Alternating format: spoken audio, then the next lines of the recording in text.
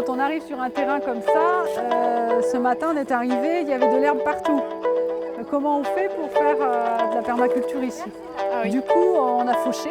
J'ai été agricultrice pendant 25 ans sur une ferme en polyculture élevage avec des vaches laitières et des céréales. Et puis au bout de ces 25 années, je suis tombée malade en fait. Je ne supportais plus travailler avec les animaux, avec la nature de cette manière. C'était devenu trop difficile, ça ne correspondait plus à ce que j'avais à l'intérieur, comment ce que je ressentais avec les animaux et puis avec les plantes. Donc j'ai fait un burn-out. J'ai été très malade et puis du coup ma vie a basculé. Enfin, les méthodes de travail qu'on a eues depuis des années ont complètement détruit la microfaune du sol et toutes les valeurs qu'il y avait, enfin tous les minéraux, tout ce qu'il y avait dans le sol a été complètement détruit.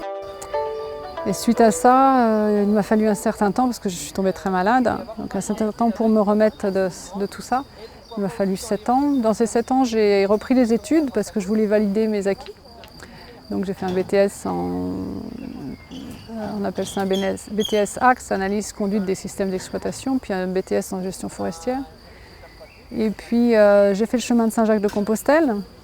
Et quand j'ai fait le chemin de Saint-Jacques-de-Compostelle, j'ai rencontré un pèlerin qui me dit « Mais est-ce que tu sais ce qu'est la permaculture ?» Et puis je dis non. Et en fait, quand j'ai vu ce que c'était, je me suis dit « Mais waouh, c'est super, ça regroupe tout ce que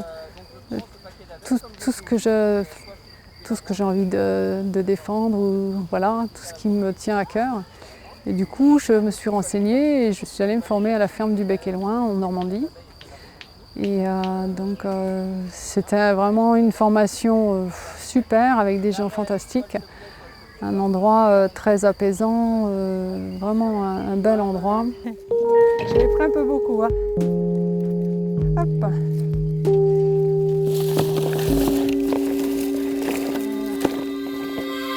Et suite à cette formation, j'ai pu moi-même faire des stages d'initiation et de design en permaculture. Donc c'est ce que j'ai fait. Donc là, je fais des stages, j'organise des stages.